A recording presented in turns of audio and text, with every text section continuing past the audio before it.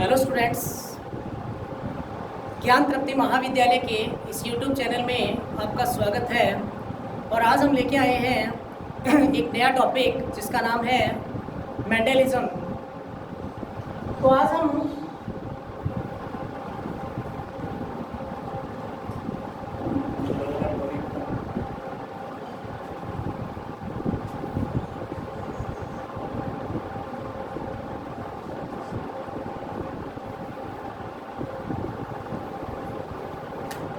Mendelian genetics में एक नया टॉपिक जिसका नाम है law of Mendel's. Law of Mendel's के बारे में स्टडी करेंगे। सबसे पहले मैं आपको बता दूं, मेंडेलियन जेनेटिक्स में हमने सबसे पहले किया था मोनो हाइब्रिड क्रॉस, और उसके बाद हम कर रहे हैं डाई हाइब्रिड क्रॉस। मोनो और डाई हाइब्रिड क्रॉस के बाद मैंने कुछ टर्म्स बताई थी, जिसके बाद जो हमारा टॉपिक रहता है वो है लॉ ऑफ मेंडलिज्म या लॉ ऑफ मेंडल्स। तो मेंडल का सबसे पहला जो नियम है उसे हम कहते हैं प्रभाविता का नियम या लॉ ऑफ डोमिनेंस।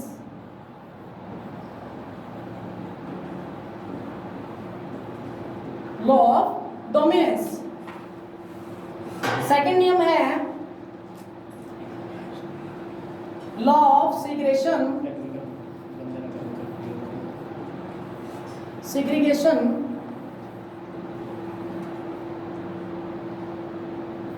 मेंडल का third law of independent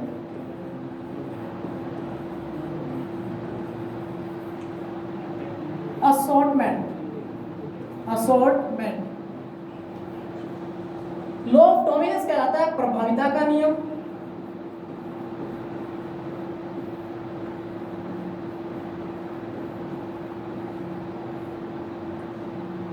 law of सीग्रेशन कहलाता है पृथक्करण का नियम।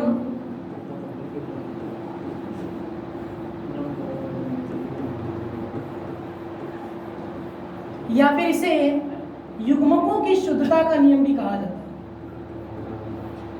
इसे युग्मकों की शुद्धता का नियम भी कहा जाता है।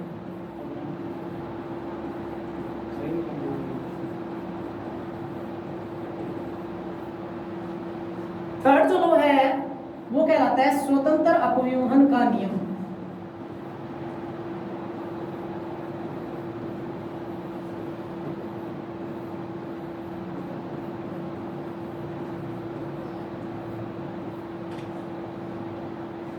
इन नियमों के बारे में वन बाय वन हम स्टडी करेंगे, जिसमें सबसे पहला है law of dominance. Law of dominance, प्रभाविता का नियम।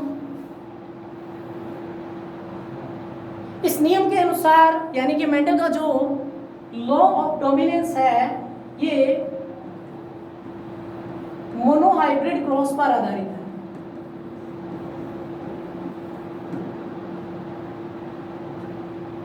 मोनोहाइब्रिड क्रॉस यानी एक संकर संकरण पर आधारित है। किस प्रकार? देखो, इसमें दो प्रकार के कैरेक्टर पाए जाते हैं। एक होता है डोमिनेंट और दूसरे होते हैं रिसेसिव।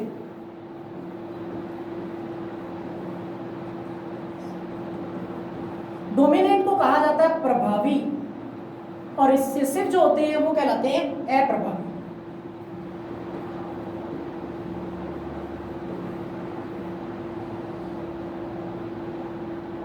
डोमिनेंस का नियम क्या कहलाता है? The character which express in F1 generation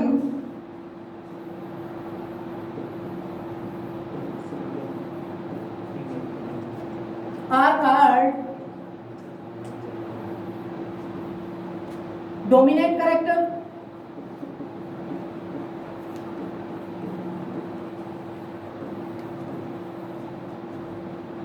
and the character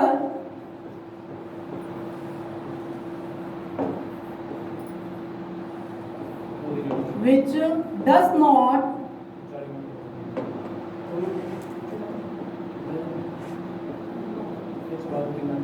express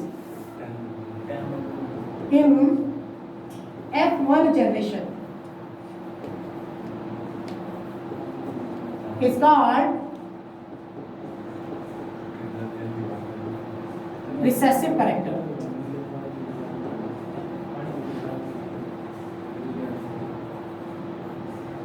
देखो लॉ ऑफ डोमिनेंस क्या कहलाता है? जनकों के वे लक्षण, इसे हम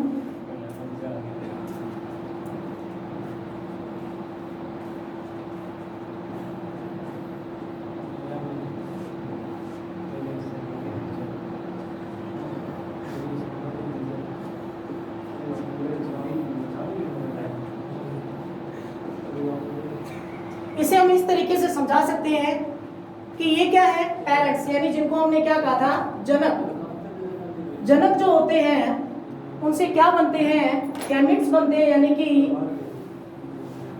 युग्मक बनते हैं। यानी जनकों के वे लक्षण जो F1 पीढ़ी में अपने आप को प्रभावित करते हैं या F1 जनरेशन में अपना प्रभाव दिखाते हैं, उन्हें हम कहते हैं डोमिनेंट या फिर प्रभावी। और जो F1 जनरेशन में अपना इफेक्ट नहीं दिखा पाते उन्हें हम कहते हैं रिसेसिव, यानी कि अप्रभावी। तो प्रभाविता का नियम एक सिंपल सा नियम है जिसमें कहा गया कि जनकों के वे लक्षण जो F1 जनरेशन या F1 पीढ़ी में अपना प्रभाव दिखाते हैं, जनकों के उन लक्षणों को प्रभावी लक्षण कहा जाता है। और जो लक्षण अपना प्रभाव नहीं दिखा पाते F1 जनरेशन में, उन्हें क्या कहा जाता है? रिसेसिव या अप्रभावी लक्षण कहा जाता है। तो इस क्रॉस के माध्यम से हमने लॉ ऑफ डोमिनेंस को समझाया, यानी प्रभाविता के नियम को समझाया। प्रभाविता का नियम जो है उसमें डोमिनेंट और रिसेसिव कौन है? तो इसमें देखो शुद्ध लंबे पौधों और शुद्ध बौने पौधों का क्रॉस करवाया गया। शुद्ध लंबे पौधों का क्रॉस करवाया तो यहां से हमें जो गैमेट्स प्राप्त होते हैं युग्मक, उनमें एक कैपिटल टी और एक स्मॉल टी आता है। यहाँ पर कैपिटल टी ने सबसे पहले अपने आप को एक्सप्रेस किया, इसलिए इसे हम क्या कहते हैं? Dominant character. यानी कि कैपिटल टी स्मॉल टी पर प्रभावी है। यानी कि F1 जनरेशन में कैपिटल टी के लक्षण तो दिखाई देते हैं, लेकिन स्मॉल टी जो है उसके लक्षण छुप जाते हैं। कैसे? इस प्लांट को हमने क्या नाम दिया? अशुद्ध लंबा पौधा। लेकिन देखो अगर हम बात कर रहे हैं किसकी? हाइट की। अगर हम हाइट की बात करेंगे, हमारे द्वारा हाइट की बात की जाए, तो हाइट में देखो मेंडल ने दोनों ही हाइट से रिलेटेड प्लांट लिए, लंबापन और बौनापन। लेकिन लंबेपन और बौनेपन में से F1 जनरेशन में कौन सा कैरेक्टर प्रकट हो रहा है? कौन सा कैरेक्टर शो हो रहा है? लंबापन शो हो रहा है। इसलिए मेंडल ने क्या कहा कि जो कैपिटल टी है वो स्मॉल टी पर क्या है? प्रभावी है। इसे ही कहा जाता है लॉ ऑफ डोमिनेंस या प्रभाविता का नियम। तो प्रभाविता के नियम को जनकों के वे लक्षण जो F1 पीढ़ी में अपना प्रभाव दिखाते हैं, वे लक्षण क्या कहते हैं? प्रभावी लक्षण कहलाते हैं। और जो लक्षण F1 जनरेशन में अपना प्रभाव नहीं दिखा पाते उन्हें क्या कहते हैं? हम अप्रभावी लक्षण कहते हैं। नेक्स्ट हम करते हैं सेकंड नियम।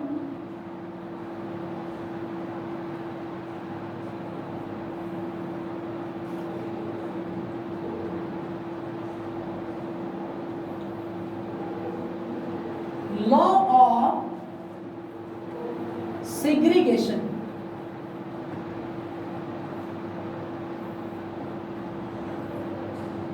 या फिर प्योरिटी ऑफ गैमेट्स।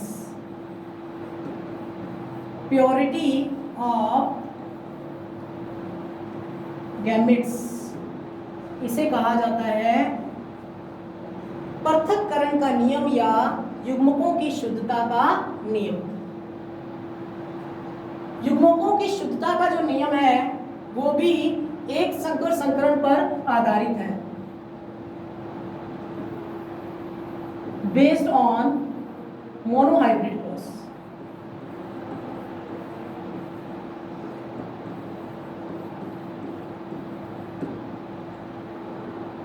यानी कि यह नियम भी किस पर आधारित है? एक संकर संकरण के परिणामों पर आधारित है।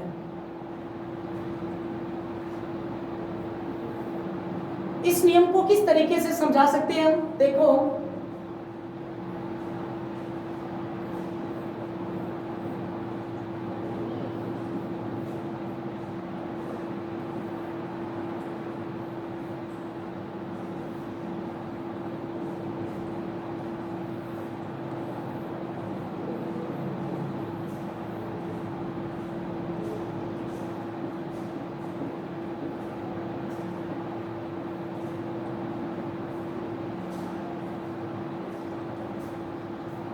ये है एलिलिक, ये इसके मेंबर, और ये है hybrid union.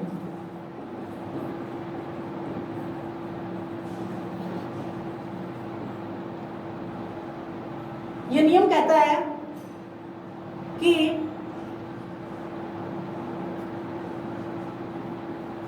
in a hybrid union in a hybrid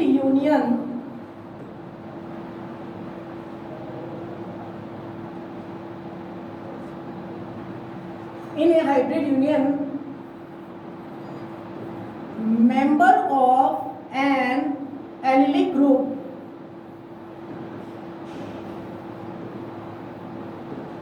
remains together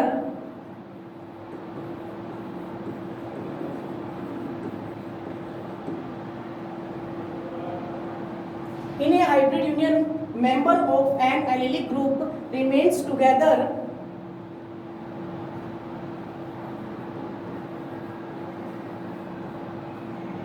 without affecting, altering,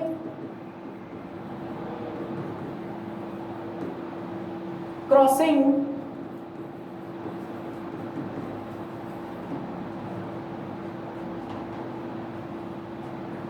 they separate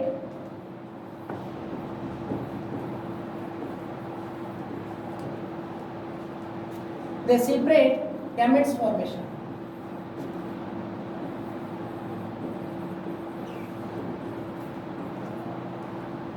देखो, ये कहता है कि एक एलिलिक ग्रुप है,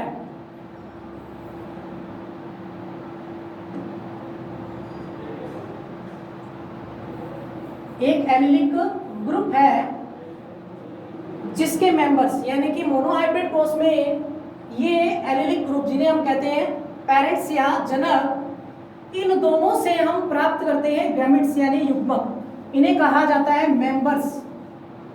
ये हो गए एलिलिक ग्रुप। इनसे जो संतान प्राप्त होती है उन्हें कहा जाता है हाइब्रिड यूनियन। अब देखो, इस नियम के अनुसार यहां पे F1 जनरेशन हमें प्राप्त होगी। F1 जनरेशन के बाद हम प्राप्त कौन सी जनरेशन करते हैं? F2 जनरेशन या F2PD। हम कहते हैं कि जनकों से जो लक्षण संतान में आते हैं, जनकों से जो लक्षण संतान में आते हैं, यानी कि जनकों से क्या आ रहे हैं? गैमेट्स आ रहे हैं, युग्मक आ रहे हैं। ये युग्मक आपस में साथ साथ रहते हुए भी एक दूसरे को संदूषित नहीं करते, प्रभावित नहीं करते, जिस कारण इसे क्या कहा जाता है? पृथक्करण का नियम। तो देखो, या law purity of gametes. Purity of gametes क्यों कहा? क्योंकि देखो, ये दोनों के दोनों एक साथ है यहाँ पे F1 जनरेशन, लेकिन जब F2 जनरेशन बनेगी, फॉर एग्जांपल F2 जनरेशन के लिए हम चेकर बोर्ड बनाते हैं इस तरीके का, जिसके अंदर हमने F1 जनरेशन को रखा, capital T small T, capital T और स्मॉल टी। ये कहता है कि जब F1 पीढ़ी से F2 पीढ़ी बनती है तो दोनों के दोनों गैमेट्स जो है वो स्वतंत्र रूप से विभाजित हो जाते हैं, कोई भी गैमेट्स एक दूसरे को प्रभावित नहीं कर रहा। यानी कि जब ये अलग हुआ और ये भी अलग हुआ तो ये यहाँ पे capital T capital T capital T small T capital T small T और स्मॉल टी, इस प्रकार के जो पेयर्स हैं वो बनते हैं हमारे। तो यही नियम जो है वो क्या कहला रहा है, लॉ ऑफ सेग्रीगेशन, पृथक्करण का नियम या purity of gametes. Purity of gametes इसलिए कहा क्योंकि मैंने आपको पहले भी बताया कि कोई भी जो गैमेट्स है वो डिपेंड नहीं है, ना ये इस पर डिपेंड है और ना ही ये इस पर डिपेंड है। ये दोनों ही अलग अलग सेपरेट हो जाते हैं, विभाजित हो जाते हैं, और विभाजित होने के बाद एक नया लक्षण पैदा करते हैं, जैसे कि शुद्ध लंबा पौधा, अशुद्ध लंबा और शुद्ध बोना प्लांट्स। नेक्स्ट हम करते हैं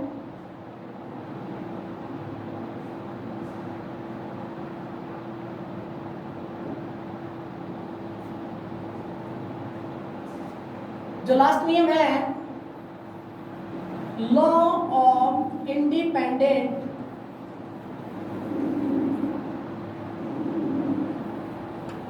असॉर्टमेंट।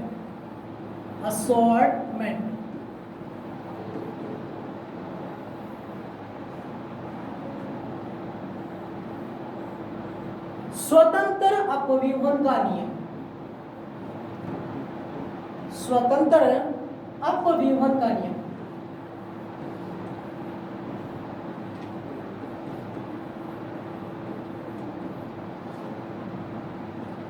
स्वतंत्र अपव्यूहन का नियम मोनोहाइब्रिड क्रॉस पर आधारित नहीं है, ये आधारित है डाईहाइब्रिड क्रॉस पर। डाईहाइब्रिड क्रॉस पर यानी कि द्विसंकर संकरण के परिणामों को ध्यान में रखते हुए यह नियम दिया गया। इस नियम में क्या कहा गया, इस नियम में यह कहा गया कि मान लो कि जब दो या दो से अधिक जोड़ी पौधों के मध्य संकरण की क्रिया करवाई जाती है, दो या दो से अधिक जोड़ी पौधों के मध्य संकरण की क्रिया करवाई जाती है, तो एक लक्षण की वंशागति का दूसरे लक्षण की वंशागति पर कोई प्रभाव नहीं पड़ता। देखो कैसे, हमने डाईहाइब्रिड क्रॉस पे किस प्रकार के प्लांट लिए थे, capital R capital Y, small R small Y. Capital R को हमने नाम दिया था गोल, वाई को नाम दिया था पीले। इसी प्रकार इसको नाम दिया झुर्रीदार व हरी।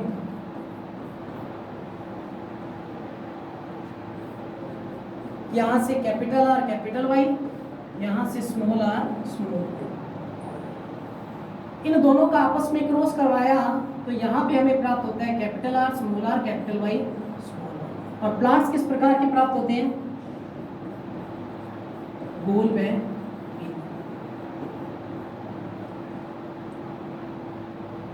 लेकिन ये तो है F1 जनरेशन, F1 पीढ़ी। इसमें भी हमने क्या आगे कौन सी पीढ़ी प्राप्त की, F2 पीढ़ी। F2 पीढ़ी में जो हमने प्लांट्स प्राप्त किए वो 4 प्रकार के थे। कितने प्रकार के थे, 4 प्रकार के। 4 प्रकार के प्लांट्स में सबसे पहला प्लांट जो हम देखते हैं वो कैसा है, गोल व पीला।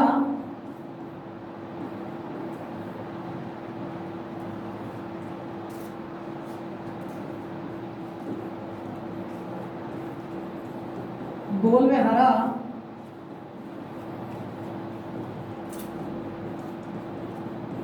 झुर्रीदार व हरा और झुर्रीदार पीला।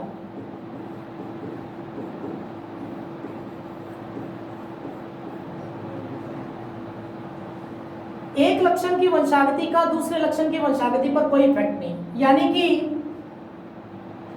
कैपिटल आर कहीं भी डिपेंड नहीं है कैपिटल वाई पे, ना ही कैपिटल वाई डिपेंड है कैपिटल आर पे, स्मॉल आर डिपेंड नहीं है स्मॉल वाई पे, स्मॉल वाई डिपेंड नहीं है स्मॉल आर पे। यानी कि जब कैपिटल आर को मौका मिला तो उसने कैपिटल वाई के साथ संजोग करके गोल व पीले प्लांट्स बना लिए, लेकिन जरूरी नहीं है कि गोल और पीले का ही संगम हो।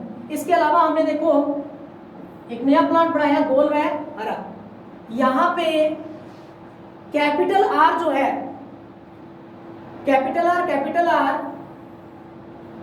कैपिटल वाई के साथ भी पेयर्स बना सकता है, युग्म बना सकता है। Capital R capital small Y, यानी कि हमने इस तरीके का भी एक युग्म देखा था जिसमें क्या था, जिसको हमने कहा गोल व पीले। इसी प्रकार पीला जरूरी नहीं है कि गोल के साथ ही संगम बनाए, ये झुर्रीदार के साथ भी नया पेयर्स बना के प्लांट्स बनाते हैं, झुर्रीदार और पीला।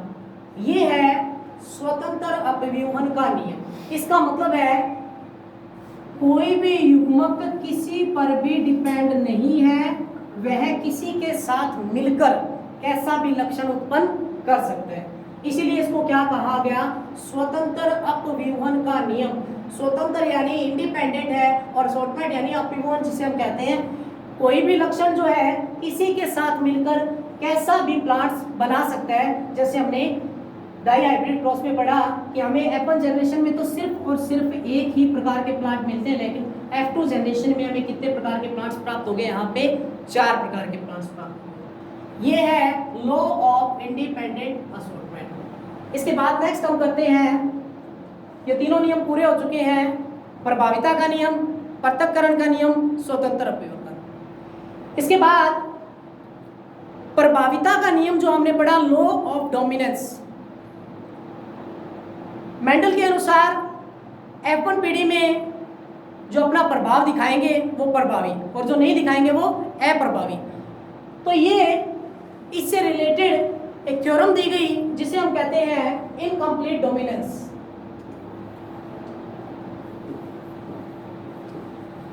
इनकम्प्लीट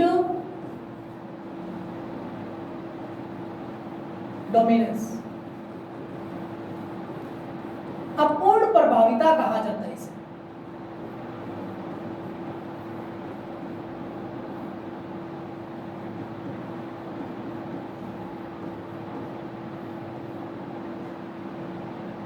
अपूर्ण प्रभाविता, देखो अपूर्ण प्रभाविता को समझने के लिए ये अपूर्ण प्रभाविता की जो खोज की गई वो फोरोक्लोक प्लांट था जिसे कहा जाता है मिराबिलिस जलापा। मिराबिलिस जलापा, ये फोरोक्लोक प्लांट है। इसके अलावा एक प्लांट और होता है जिसका नाम है स्पैन ड्रैगन। इनमें इन दो प्लांट्स के अंदर इनकम्प्लीट डोमिनेंस या अपूर्ण प्रभाविता को समझाया गया। फोरोक्लोक प्लांट का हम एग्जांपल लेते हैं कि किस प्रकार समझाया गया। तो देखो, मेंडल के नियमों की खोज हुई, उसके बाद कुछ वैज्ञानिकों ने और भी प्रयोग किए, एक्सपेरिमेंट किए, और वो इस आधार पर पहुंचे कि सिर्फ और सिर्फ पूर्ण प्रभाविता ही नहीं पाई जाती, कुछ प्लांट्स में अपूर्ण प्रभाविता भी पाई जाती। देखते हैं किस प्रकार पाई जाती है।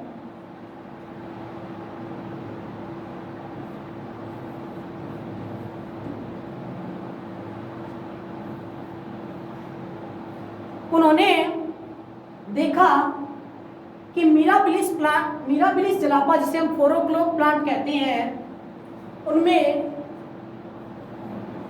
लाल पुष्प वाले पौधों का संकरण सफेद पुष्प वाले पौधों के साथ करवाया।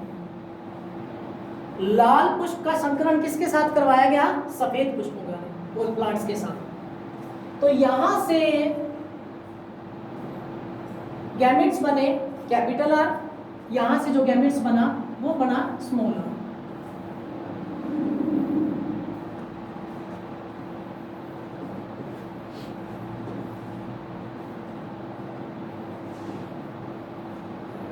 देखो उन्होंने क्या देखा कि जब लाल और सफेद का आपस में क्रॉस होता है, लाल प्लांट्स और यानी लाल फूल वाले प्लांट्स और सफेद फूल वाले प्लांट्स का आपस में क्रॉस करवाया जाता है, तो यहाँ पे जो प्लांट्स प्राप्त होता है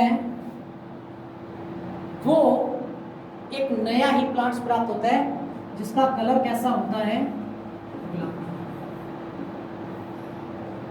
ये F1 जनरेशन।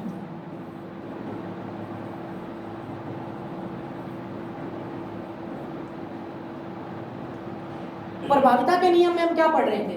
प्रभाविता के नियम में हमने पढ़ा था कैपिटल टी, स्मॉल टी, यहां से कैपिटल टी आ गया, यहां से स्मॉल टी आ गया। हमने दिखाया कि इसमें कोई ना कोई प्रभावी है।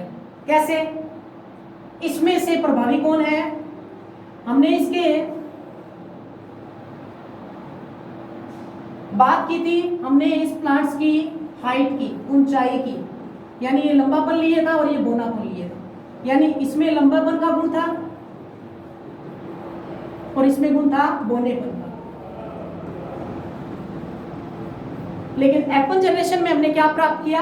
F1 जनरेशन में हमने प्राप्त किया प्लांट्स का लंबापन। यानी ये प्लांट्स हेटेरोजाइगस तो था, विषम युग्मजी तो था ही, लेकिन इसके अलावा इसमें ये गुण था किसका? लंबेपन का गुण जरूर आया। मेंडल के नियमों के अनुसार तो क्या होता है, मेंडल ने जो प्रभाविता का नियम दिया उसमें तो इन दोनों का पेरेंट्स का आपस में क्रॉस करवाया, तो यहाँ से हमें गैमेट्स प्राप्त हो गए। गैमेट्स में क्रॉस करवाए, गैमेट्स के थ्रू हमें क्या प्राप्त हुई? F1 generation. और F1 जनरेशन में हमें प्लांट्स का एक गुण दिखाई देता है जिसे हम क्या कहते हैं? लंबापन। लेकिन इस क्रॉस को अगर हम देखें तो इस क्रॉस के अंदर हमें कहीं भी लाल या सफेद ऐसा कोई भी गुण नजर नहीं आ रहा। F1 जनरेशन में जो गुण प्रकट हो रहा है वो किस प्रकार का है? वो गुलाबी कलर का है। यानी कि हम ये कह सकते हैं कि F1 पीढ़ी में लाल और सफेद का कोई भी गुण प्रकट नहीं हो रहा, जिस कारण इसे क्या कहा गया? इनकम्प्लीट डोमिनेंस या अपूर्ण प्रभाविता कहा गया।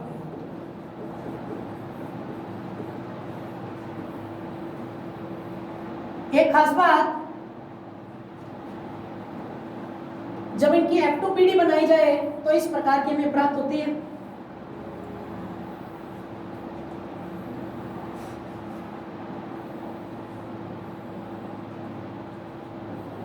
Capital R, small R, capital R, small R, दोनों कैपिटल आर मिलेंगे तो यहाँ पे हमें किस प्रकार का गुण प्राप्त हो रहा है? लाल कलर का। एक कैपिटल आर और एक स्मॉल आर, तो यहाँ पे हमें कैसा मिल रहा है? गुलाबी। कैपिटल आर, स्मॉल आर, ये कैसा हो जाएगा प्लांट? गुलाबी। गुलाबी पौधे। और यहाँ पे जो हमें मिलेंगे स्मॉल आर, उसे हमने क्या कहा? सफेद। देखो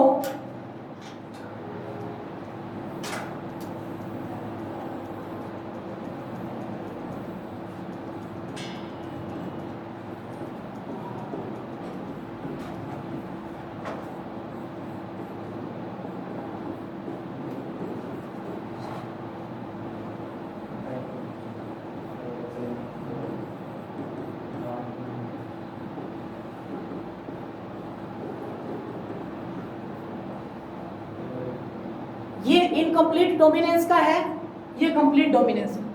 ठीक है, इन दोनों के अंदर देखो डिफरेंस क्या है। अगर इसके हम जीनोटाइप की बात करें तो हमें प्राप्त होता है 1:2:1। और अगर हम फिनोटाइप की बात करें तो हमें प्राप्त होता है 3:1। लेकिन इनकम्प्लीट डोमिनेंस के अंदर जीनोटाइप और फिनोटाइप, जीनोटाइप और जो फिनोटाइप है वो दोनों समान हैं। कैसे? 1 2, इसमें भी 1 2, इसमें हमें लंबेपन का गुण देखिए तो हमें 3 प्लांट्स तो कैसे फिनोटाइप देख रहे हैं, तो फिनोटाइप में हमें लंबेपन का गुण प्रकट हो रहा है, ठीक है, लंबेपन का गुण प्रकट होता है जिसमें हमें 3 प्लांट्स 1 2 3 3 प्लांट्स तो हमें मिलते हैं लंबे और 1 प्लांट्स मिलता है बौना पौधा। फिनोटाइप में हमें इसका जो रेशियो है वो हम सम और विषम को देखकर लिखते हैं। लेकिन इसमें देखो लाल प्लांट्स 1 है, 2 प्लांट्स गुलाबी हैं और 1 प्लांट्स कैसा है, सफेद है, तो ये इसका क्या हो गया, जीनोटाइप और फिनोटाइप। तो यहाँ पे हमें पता लगता है कि इनकम्प्लीट डोमिनेंस क्या होता है। दोनों में देख लो डिफरेंस, दोनों टाइप इसमें जीनोटाइप और फिनोटाइप समान रहता है किसके अंदर, इनकम्प्लीट डोमिनेंस में, जबकि कंप्लीट डोमिनेंस के अंदर हम देखते हैं कि इसका फिनोटाइप अलग है, जीनोटाइप भी क्या है, अलग अलग है। नेक्स्ट हम करते हैं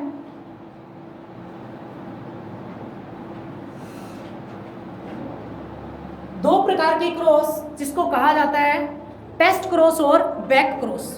तो देखो एक तरफ मैं लिख रहा हूं टेस्ट क्रॉस और एक तरफ लिख रहा हूं मैं बैक क्रॉस।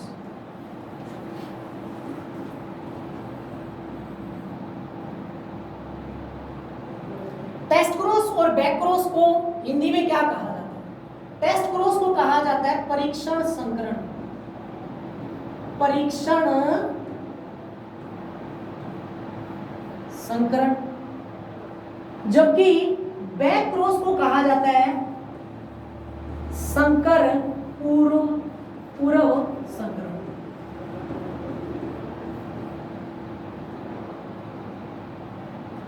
यहां पे हम मोनो हाइब्रिड क्रॉस में जो हमने किया उसी डायग्राम को लेते हुए दोनों को समझेंगे।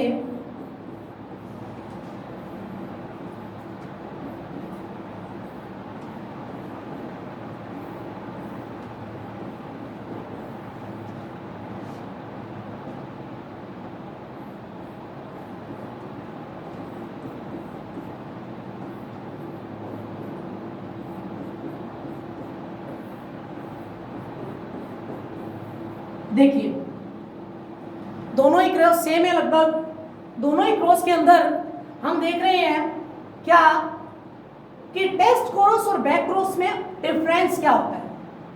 आप लोगों को पता है ये कौन सी जनरेशन है, F1 PD, दोनों में ये F1 PD शो हो रही है। देखो जब बैक क्रॉस क्या होता है, बैक क्रॉस के अंदर जब F1 PD का क्रॉस, जब F1 PD का क्रॉस जनक पीढ़ी में से किसी एक के साथ करवाया जाता है तो वो क्या कहलाता है, बैक क्रॉस कहलाता है। यानी कि मेंडल के मोनो हाइब्रिड क्रॉस से जो F1 पीढ़ी प्राप्त की थी, इस F1 पीढ़ी का क्रॉस यदि हम जनक पीढ़ी में से किसी एक के साथ क्रॉस करवाते हैं तो वो क्या होता है, बैक क्रॉस। इसका क्रॉस किस प्रकार से कराएंगे वो हम नेक्स्ट में करेंगे। अब इसमें देखो टेस्ट क्रॉस में क्या होता है, टेस्ट क्रॉस में होता है जब F1 PD का क्रॉस अप्रभावी जनक के साथ यानी कि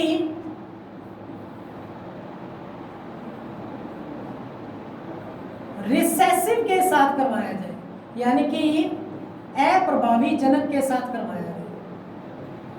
देखो F1 का क्रॉस इसके साथ करवाया जाए, किसके साथ,